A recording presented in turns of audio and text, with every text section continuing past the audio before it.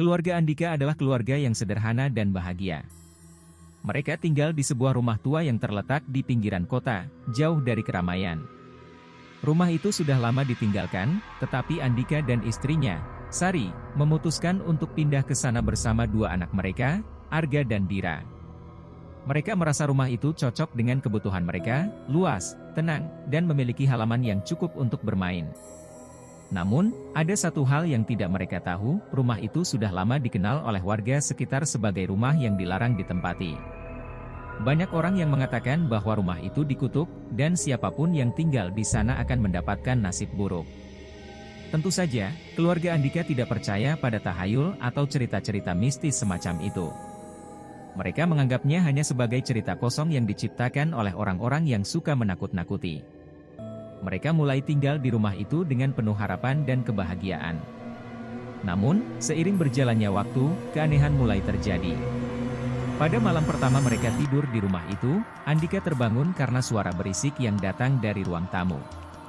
Saat ia mengecek, tidak ada apa-apa, hanya gelap dan sunyi.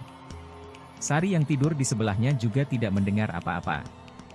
Andika menganggapnya hanya kebetulan dan kembali tidur.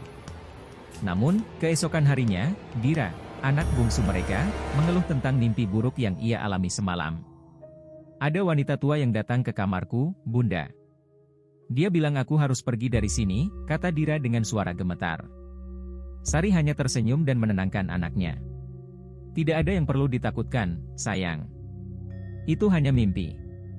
Beberapa hari setelahnya, Andika mulai merasa tidak nyaman. Suasana rumah terasa semakin mencekam, terutama di malam hari. Listrik sering mati tanpa alasan yang jelas, dan suara langkah kaki yang tidak bisa dijelaskan terdengar setiap malam. Terkadang, Andika juga merasa ada sesuatu yang mengintip dari jendela, meskipun saat ia memeriksa, tidak ada siapa-siapa. Sari, meski mulai merasakan ketegangan yang sama, tetap berusaha meyakinkan suaminya bahwa itu semua hanyalah imajinasi mereka. Mereka tidak percaya dengan cerita-cerita hantu, dan mereka tidak akan membiarkan rasa takut menguasai mereka. Namun, keanehan semakin menjadi-jadi.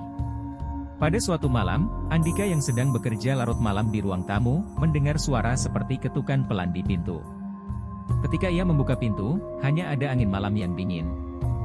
Tapi di sudut matanya, ia melihat bayangan samar seseorang yang berdiri di ujung tangga, menghilang begitu saja saat ia menoleh.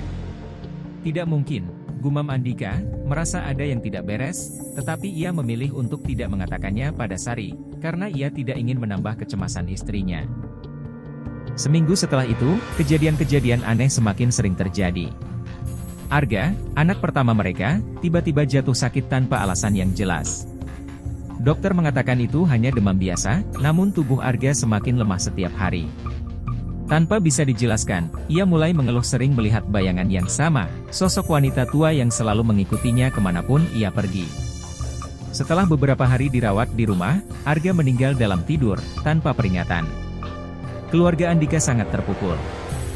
Mereka merasa kehilangan yang mendalam, dan meskipun mereka berusaha untuk tetap kuat, rasa takut mulai menggerogoti mereka. Namun, yang lebih mengejutkan lagi adalah kejadian selanjutnya. Sari, yang sangat terpukul dengan kematian anaknya, mulai merasa seperti ada yang mengawasinya. Di malam hari, ia merasa ada tangan yang meraba bahunya, atau ada suara lirih yang memanggil namanya. Pada malam yang kelam, Sari terbangun dan melihat sosok wanita tua yang sama berdiri di ujung tempat tidur. Wanita itu menatapnya tajam, matanya kosong dan penuh kebencian. "Kau tidak seharusnya tinggal di sini," bisiknya. Tanpa bisa berkata apa-apa, Sari terjatuh pingsan, dan keesokan harinya, ia ditemukan sudah tidak bernyawa di tempat tidurnya. Hanya tinggal Andika dan Dira, yang kini semakin ketakutan. Andika mulai merasakan kehadiran yang tidak terlihat, suara-suara yang lebih jelas, dan mimpi-mimpi buruk yang terus menghantuinya. Namun, ia masih tidak percaya bahwa semua ini disebabkan oleh rumah itu. Suatu malam, Andika memutuskan untuk pergi mencari tahu lebih banyak tentang rumah tersebut. Ia menemui beberapa tetangga yang lebih tua, dan akhirnya mendengar cerita mengerikan yang selama ini tersembunyi. Rumah itu dulunya adalah milik keluarga kaya yang terlibat dalam praktik hitam.